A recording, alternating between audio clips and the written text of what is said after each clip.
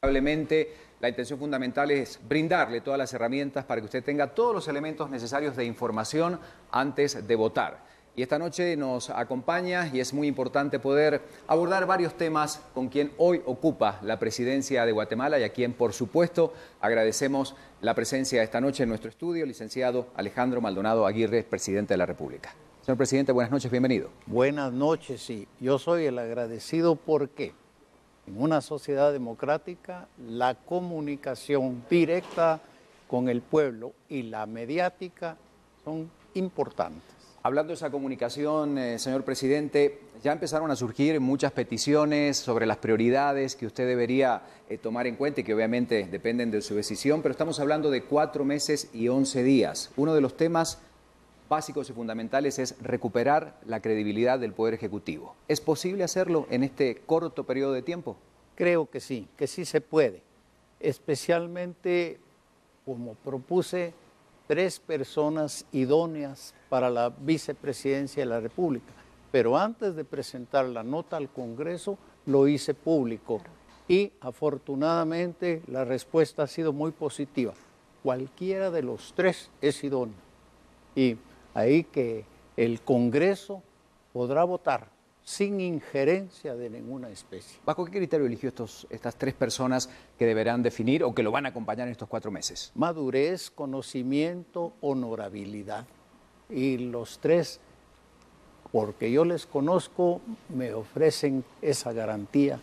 Y yo lo veo por su desenvolvimiento en la sociedad guatemalteca.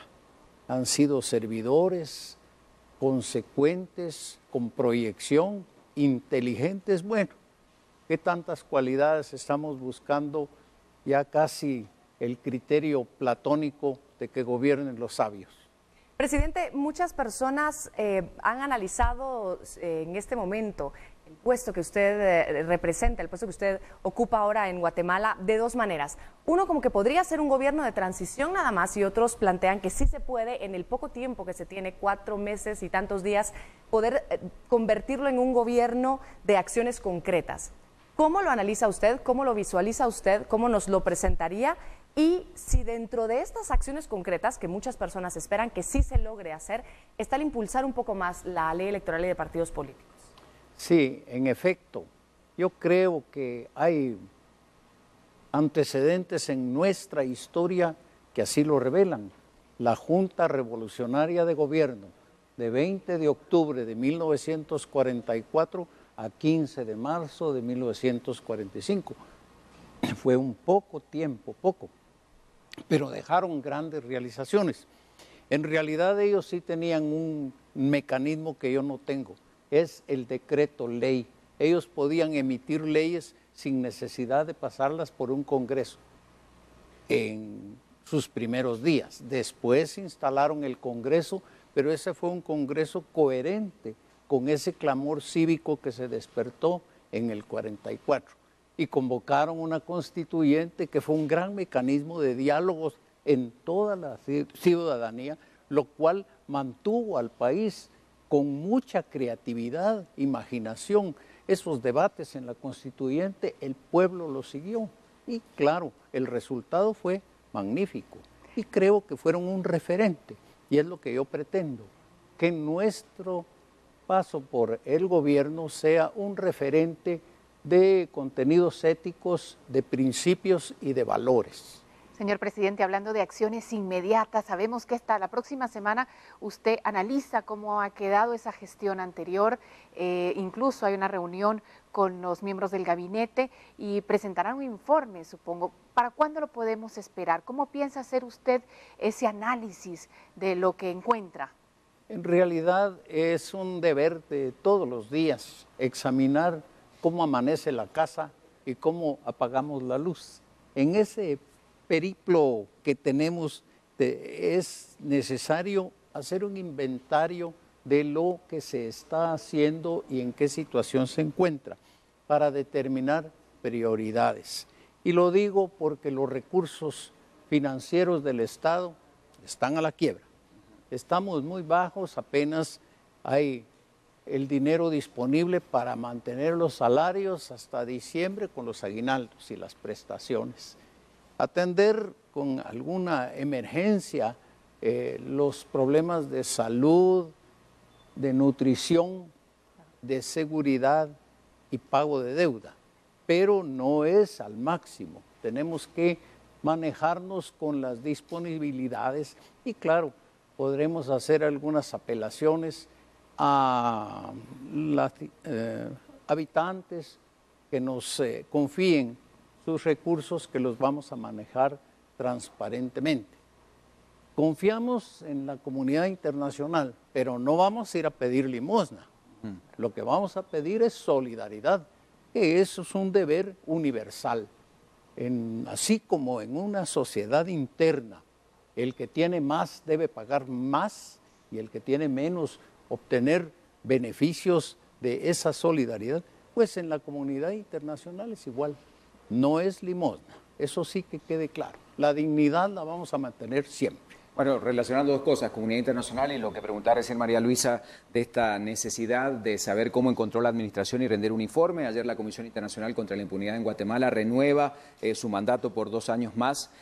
Indudablemente dentro de las necesidades o de las exigencias del sentir ciudadano es que, bueno, usted como presidente realmente pueda investigar y dar a conocer o al menos brindar los elementos para que sea muy transparente su gestión y sobre todo lo que está pasando en otros ministerios. ¿Cómo evalúa usted los próximos 2 años de esta Comisión Internacional y en este periodo está abierta justamente su presidencia para que estas investigaciones o cualquier información que la Fiscalía requiera se pueda realizar? Sí, daremos el apoyo necesario al Ministerio Público, inclusive en el aspecto financiero, porque el Ministerio Público también está operando y el sistema de justicia con muchas estrecheces y tenemos que atenderlo y darle preferencia. En cuanto a CICIG, su plazo de extinción es a 2 años, pero yo creo que no hay gobierno que venga que pueda conformarse con que ese mandato termine. Debe prolongarse hasta que sea necesario. No va a estar toda la vida aquí con nosotros. Tenemos que alcanzar la madurez y la educación cívica para que ellos continúen solo hasta que sea absolutamente necesario. Yo recuerdo que a mí me tocó firmar el dictamen de la Corte de Constitucionalidad que decidió que la CICIG no violaba la Constitución de Guatemala, no interfería con la soberanía del país y por eso es una interpretación constitucional que sigue vigente. Serán nuevos gobiernos los que la evaluarán, pero sí creo que no va a ser para toda la vida, si no, pues dejaríamos ya de ser un país. ¿De qué depende, perdón, tú tienes que pasar a la siguiente pregunta, que eso ocurra? Porque siempre hablamos, y con varios analistas hemos dicho, como que se ha personalizado el trabajo de la CICIG con Iván Velázquez, como que en cierta forma también el trabajo de la Fiscalía a través de Telma Aldana, pero en realidad es la institución la que tendría que funcionar a partir justamente de medidas claras y concretas. ¿De qué depende que algún día la CICIG diga, bueno, ya la tarea está completa, el Ministerio Público tiene los elementos necesarios para poder realmente administrar, investigar y denunciar si es necesario? Sí, cabalmente por un programa de transferencia de capacidades.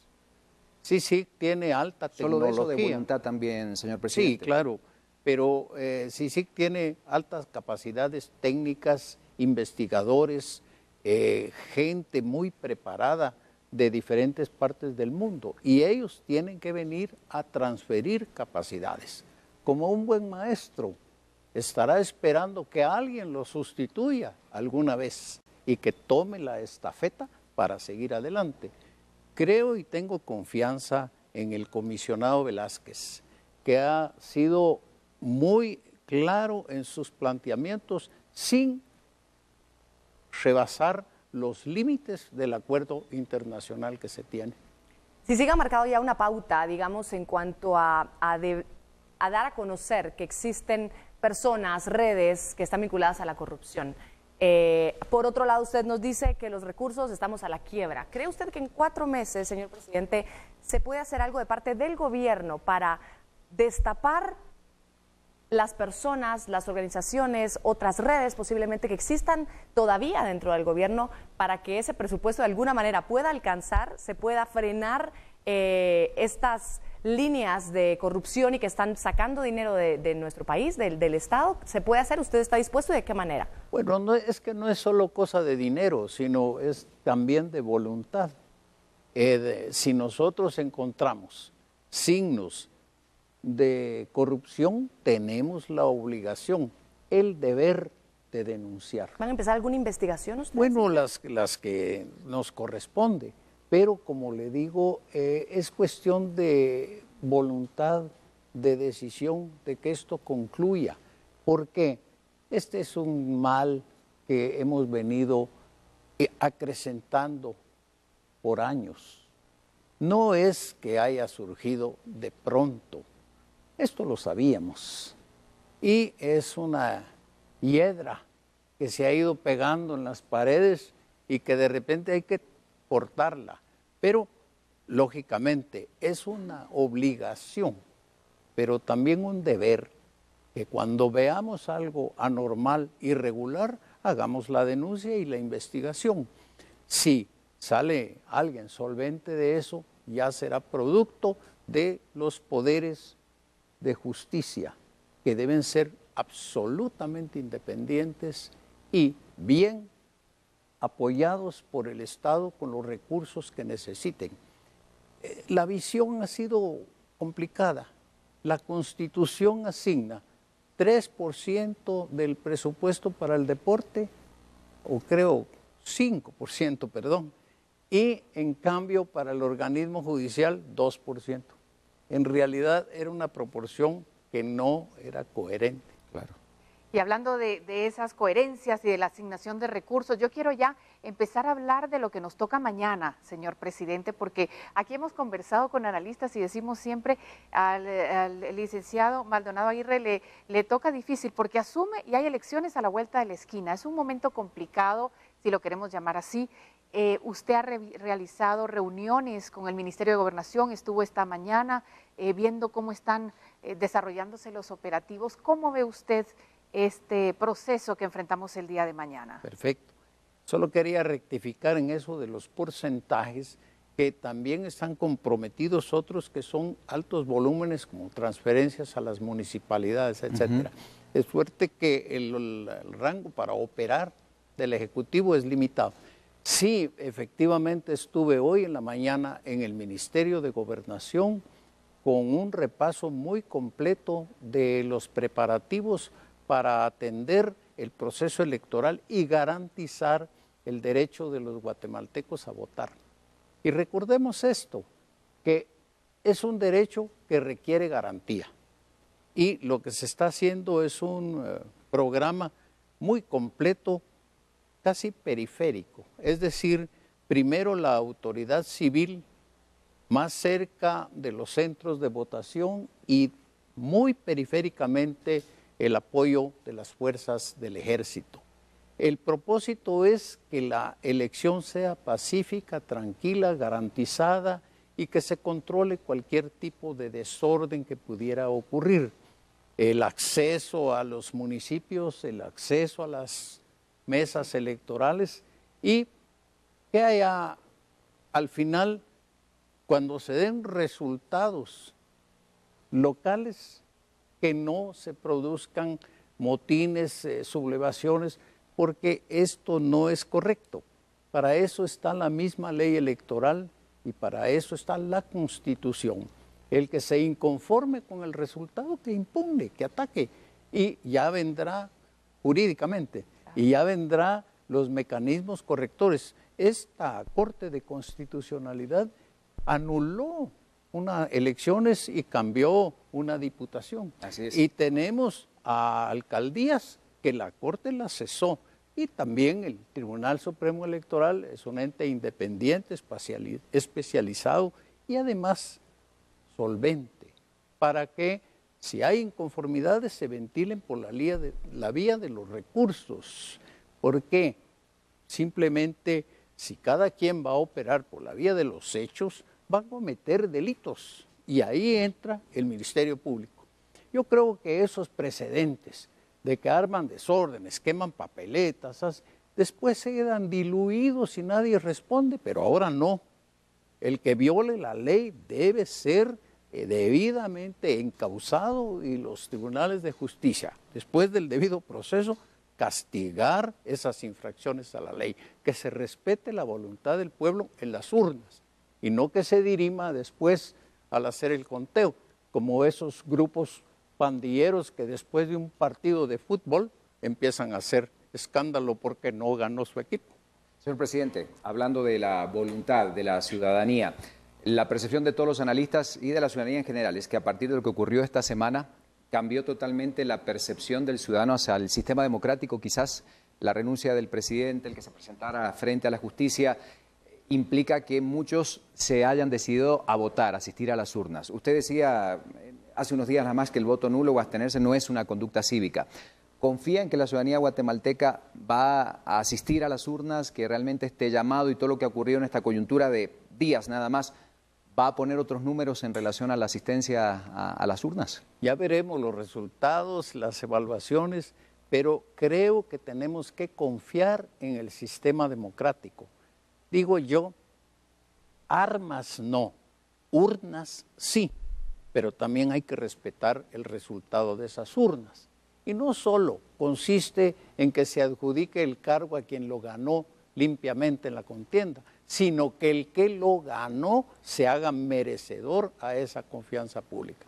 Porque también es fraude ganar unas elecciones y después incumplir los mandatos que la ética política les manda y que la Constitución demarca. ¿Cree usted que esta nueva toma de conciencia que existe en los guatemaltecos y guatemaltecas de estar más pendiente de todo lo que está sucediendo, de involucrarse mucho más, de alzar su voz de alguna manera, de pronunciarse, vamos a decirlo así, de alguna forma plantea un panorama distinto para los que van a ser electos? ¿Va a estar más pendiente el pueblo de todo lo que se haga de ahora en adelante? ¿Cree usted que se va a hacer o solo es un momento nada más? Pues yo confío que los políticos no tengan mala memoria y este susto que les ha dado, ojalá que les dure, pero también que la sociedad se mantenga activa, vigilante.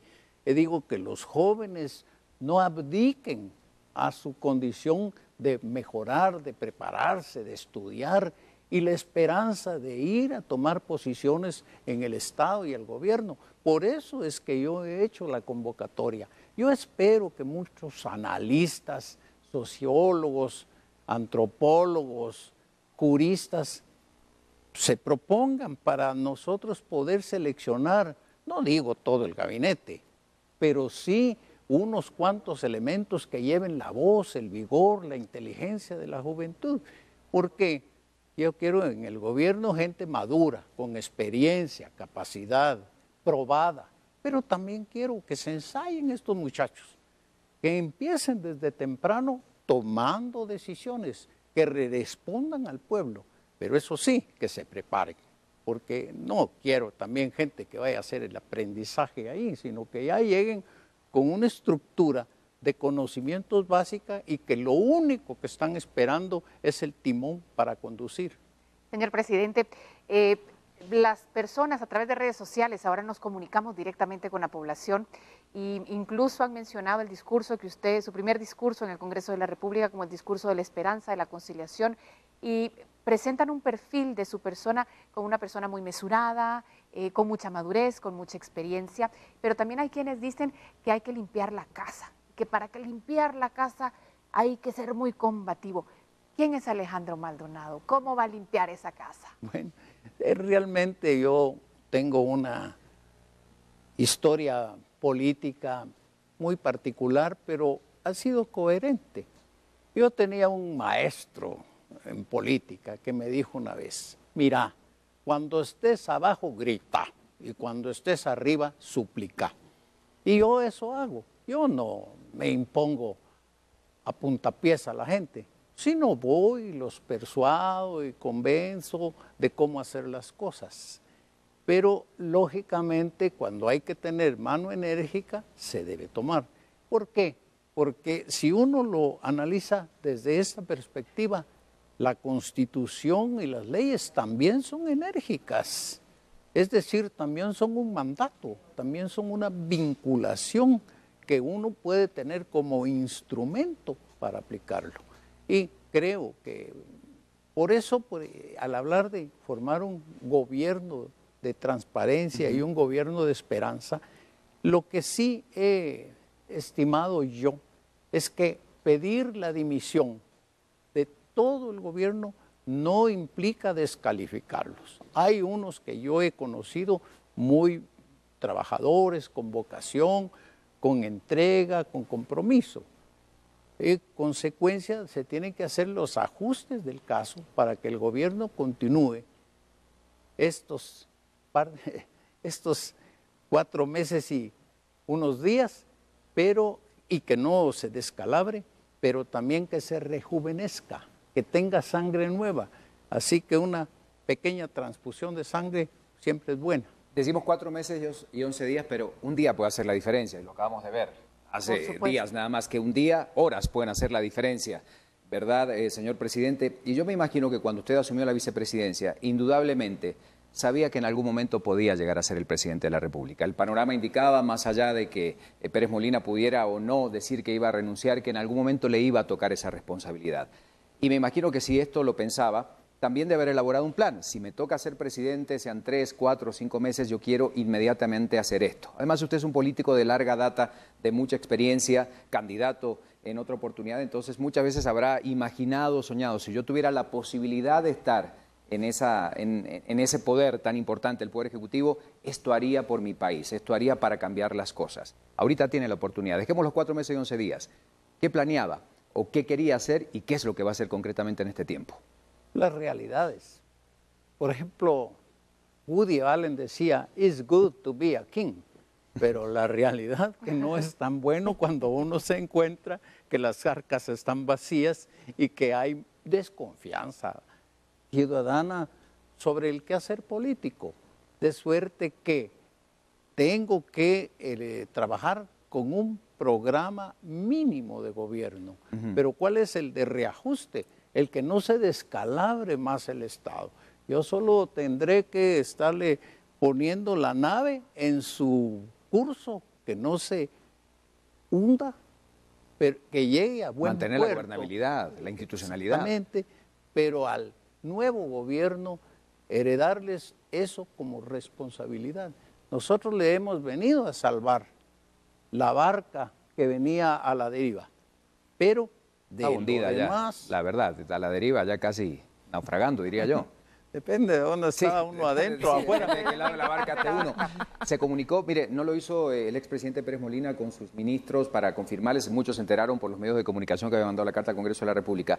¿Cómo fue la relación en ese periodo corto entre usted y Pérez Molina? ¿Había comunicación? ¿Él lo tenía simplemente como la figura que le habían puesto para la vicepresidencia? ¿Había contacto, algún tipo de relación? Sí, claro, había una relación, pero especialmente él me informó a mí con unas 48 horas de anticipación que él renunciaría para no someter la presidencia de la República a un juicio penal. Una diferenciación, la persona es la que responde, pero la solemnidad del cargo se respeta. Una de las primeras personas que haber sabido entonces que él iba a renunciar. Él me lo informó, me dijo, yo antes de someterme a la justicia voy a resignar el cargo, porque no se somete la majestad, llamémosle así, de la presidencia a un juicio. Y lo valoré mucho en su significado. Presidente, en su cuenta de Twitter, cuando tenía la vicepresidencia a su cargo, ponía usted un par de frases que para muchos tenían un gran significado, para otros esperaban algo mucho más directo, a lo mejor y contundente, y ahora tiene una nueva cuenta de Twitter para que también lo busquen. Y le pregunto, porque lo que generaba eso, por un lado, si bien podía ser una aceptación, por otro lado también generaba, por el momento en el que se estaba viviendo, puede ser enojo, puede ser frustración, puede ser demanda de justicia y de una forma más directa. ¿Qué le dice usted a la Guatemala que está con esos sentimientos hoy por hoy? Con frustración, con una sed de justicia, con enojo incluso. Que la esperanza nunca se pierde. Yo en estos aforismos que ponía en las redes a veces decían, bueno, ¿y por qué no habla claro? Pero yo decía, si cabalmente lo que yo estoy es transmitiendo una invitación a pensar? ¿Por qué quieren que yo piense por ellos? Cuando yo era catedrático ponía en la pizarra un aforismo, una definición, etcétera, y digo, discutámosla. ¿Para qué? Para que no se conformaran con el Magister Dixit, como el profesor lo dijo así tiene que ser. No, yo les ponía el aforismo para que se dedicaran a pensar todos, los que estaban en el gobierno y el sector popular. Y por eso mencioné lo de Lincoln y otros autores, para que cada quien sacara sus propias conclusiones. Al buen entendedor, pocas palabras, dirán, ¿no? Así. Pero también los ejemplos son importantes. Yo me voy a salir del tema completamente. ¿Va a votar mañana, señor presidente? ¿Ya tiene su mesa ubicada? Ya tengo mi mesa ubicada y voy a tratar de votar temprano. Siempre lo he hecho así. No me gusta hacer mucho las colas y llego a pararme en la puerta antes de que abran. Usted no va a hacer cola, se lo aseguro. En estas elecciones no creo. Y le pregunto algo más, no le voy a preguntar por quién va a votar, pero le pregunto, ¿ya sabe usted por quién va a votar? Sí, claro, he hecho mis evaluaciones y tengo. Eso es importante, me encanta esa pregunta. Sí. ¿Cómo evaluó? Porque hay 14 opciones. ¿Qué criterios evaluó o qué toma en cuenta usted, digo como presidente, pero también como ciudadano guatemalteco, en definitiva, para decidir su voto? En la medida que yo pienso que me dan alguna credibilidad entre lo ofrecido, el historial y las posibilidades. ¿Busca usted congruencia? Efectivamente, ahí vamos. El licenciado Alejandro Maldonado Aguirre, presidente de la República, muchas gracias por seguir con nosotros y como decíamos, Tuti y María Luisa, las redes sociales juegan un papel fundamental y Lorraine, bueno, muchas preguntas han llegado para el presidente esta noche, ¿verdad? Muchas preguntas a través de las redes sociales, le damos la más cordial bienvenida, por supuesto, a nuestro señor presidente. Bienvenido nuevamente a Guatevisión. Muchas preguntas, muchas personas se han manifestado a través de las redes sociales. Lanzamos la primera pregunta que tenemos ya en pantalla. ¿Le pueden decir al presidente que en medida de lo que pueda mejorar la situación en los hospitales, cuál es una de sus prioridades? Pregunta Ana-Guillena. Para el presidente el tema de los hospitales, decimos 4 meses, 11 días, pero también el área de salud urge, ¿no? Es prioritaria, sensible, humana y realmente vamos a tratar de que Finanzas Públicas busque de dónde pueda encontrar para fortalecer.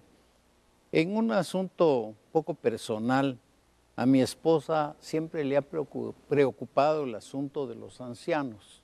Y entonces me dijo, yo quiero inmediatamente ir a visitarlos. Bueno, ¿y con qué les va a ayudar? Así que cuente con mis gastos de representación para que lleve siquiera sábanas limpias y algunas cosas que ellos necesiten. Pero, claro, eso es un asistencialismo bueno, pero si todo el mundo lo pudiera practicar. Pero es el Estado, es responsabilidad del Estado, es responsabilidad de todos los habitantes del país y en esto necesitamos una respuesta. Si hay que acudir al Congreso, acudiré al Congreso. Y si tengo que ponerle una carta personal a cada uno de los diputados, lo haré para recordarles que se pueden buscar algunos reajustes y reacomodos para atender esas prioridades de salud y de educación. Tan importante, señor presidente. Mencionaba usted el tema de sus gastos de representación, eso salió en las noticias y mucha gente lo miraba como, bueno, un gesto muy humano, decir que van a ayudar a esas personas mayores. También el hecho de acercarse a los legisladores, saludarlos, caminar hoy sin tanta parafernalia, sin todo ese, a lo que estamos acostumbrados, ¿no? ¿Son estos gestos que quieren presentarse para acercarse a la población? ¿Así ha sido siempre usted? ¿Va a seguir siendo así? Bueno, en realidad, con mi larga vida política, siempre he sido accesible y siempre he tenido comunicación. Por eso me disgusta mucho el deterioro de la formación política de ahora, que son ensayos económicos, gastos dispendiosos. Antes, por su lado, Manuel Colón Argueta, y yo por el mío, pues íbamos y nos parábamos en una ceiba, al pie de una ceiba, y hacíamos un discurso y hasta nos regalaban el refresco o el atolito. pero no andábamos con la dádiva, el regalo y el dispendio, que no es justo en un país como el nuestro, que se gaste, una proporción en campaña superior a la que gastan en otros países, ¿no? Eso no es correcto. Usted mencionaba, María Luisa mencionaba cuando saludó al Congreso, usted mencionaba que acudiría al Congreso y que haría una carta para cada congresista si fuera necesario. El Congreso, con lo que hemos visto que ha trabajado hasta el momento, durante este periodo del gobierno pasado al que usted ahora toma posesión, ¿cómo ve usted la relación con el Congreso cuando puede ser una trampa de alguna forma para muchas buenas iniciativas? Yo tengo fe y tengo confianza. En el Congreso también hay reacciones a la demanda social. Sus resultados están a la vista. Además, individualmente, uno por uno, los diputados son buenas personas. A veces es cuando en conjunto se interaccionan y no se dan cuenta de las exigencias del país. Pero si voy uno por uno a hacerle la reflexión, creo que pueden reaccionar bien. Usted hablaba recién de cómo eran las campañas antes, cómo son ahora, y reconociendo obviamente la labor del Tribunal Supremo Electoral, la asignación de recursos y todas aquellas cosas que quienes están en la administración saben que sin recursos a veces no se puede ejecutar. Pero sin embargo está la posibilidad de que la ley se respete y que la ley se haga cumplir. Y muchos ciudadanos hoy le exigen a ese Tribunal Supremo Electoral que haga cumplir la ley en relación a esos partidos políticos que después del informe presentado hace algunos meses por la Comisión Internacional contra la Impunidad en Guatemala sobre el financiamiento de los partidos políticos, pues mostraba quienes habían excedido más allá de la campaña anticipada. Sin embargo, esa acción más severa, más concreta, pegada a la ley del Tribunal Supremo Electoral no se ha visto y la reclaman los ciudadanos. ¿Cómo evalúa usted justamente esa labor y esa exigencia ciudadana? Bueno, es un tribunal supremo electoral, es su competencia, su especialidad. Ellos interpretan y creo que dentro de su interpretación está una norma que no permite cancelar grupos políticos cuando el proceso electoral ya está en marcha. Supongo que eso no exonera a las sanciones, a castigo legal a quienes hayan incumplido. Pero el Tribunal Supremo Electoral tiene la última palabra en su competencia y después de ellos viene la jurisdicción constitucional, que se encauce todo pues por las vías correctas y no que vaya a haber una cuestión arbitraria que ponga más peligro que certeza en el proceso electoral.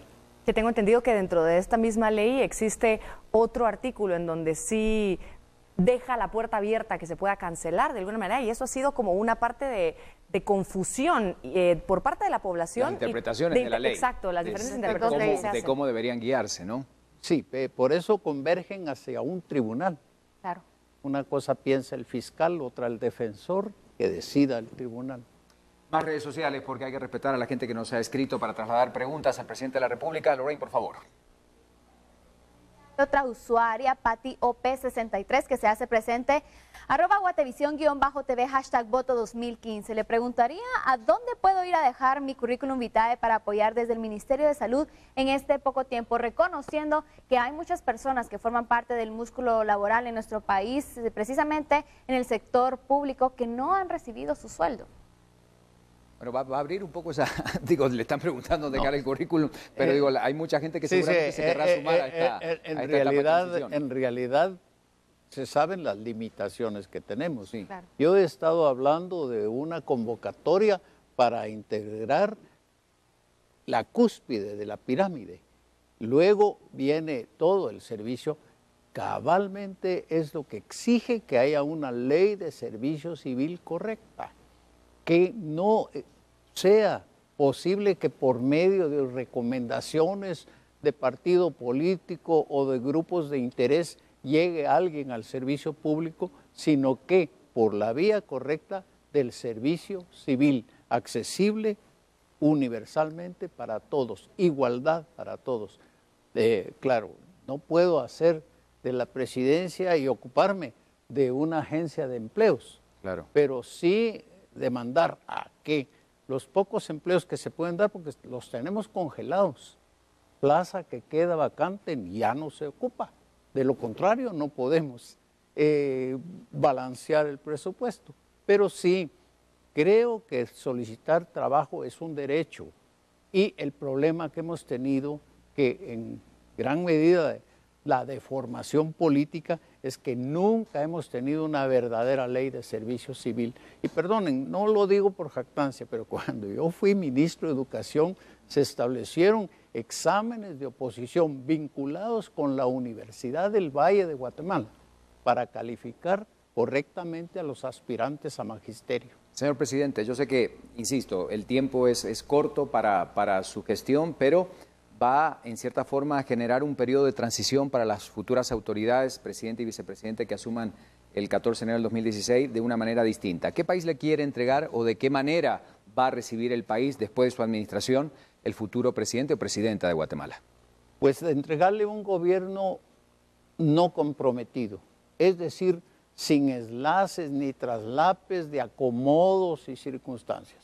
Nosotros debemos entregar el gobierno limpio, limpio de actuaciones y limpio de conciencia, que no nos importa quién llegue, que nos vamos a ir a nuestra casa y allá estaremos sujetos a investigación.